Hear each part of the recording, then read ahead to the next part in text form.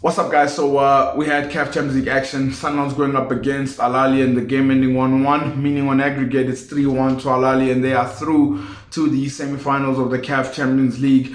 I gotta tell you, man, it was not pretty for Ahly. It really wasn't pretty for Ahly, but they came and they did what they had to do. And the game sort of played out in the way that you thought it would have played out, in the sense that Mamelodi Sundowns having a lot more of the ball than what Ahly was, and Ahly was defending and trying to catch Mamelodi Sundowns on the counter at times. And I gotta say that goal that Mamelodi Sundowns conceded early in the first half was probably the one that it sort of sealed the deal. Honestly speaking, it sort of sealed the deal that this probably is going to even be more harder, because they had to score 4 goals, and they did score 1, but they had to score 3 more on top of that. And I think when you go back to the press conference or when Pitso Mosimane was speaking in terms of how he has improved as a coach, I think it's showing, because it's all about having to win the CAF Champions League, and that's the pressures that he's around. They have to win the CAF Champions League.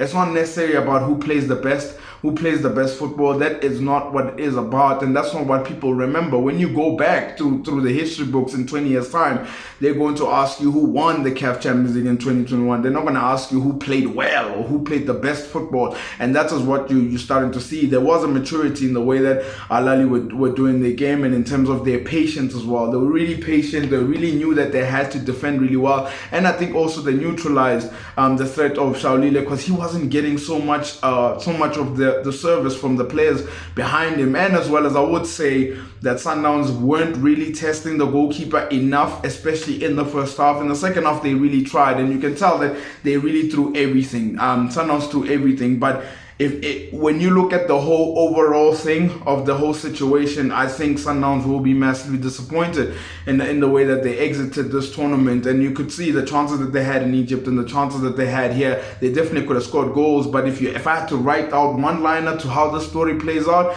is that if you do not take your chances, you'll get punished. And that's what Ahly did. They took their chances, and now they're through to the semi-finals of the CAF Champions League. And big ups to Ahly and as well as Pitso Mosimane.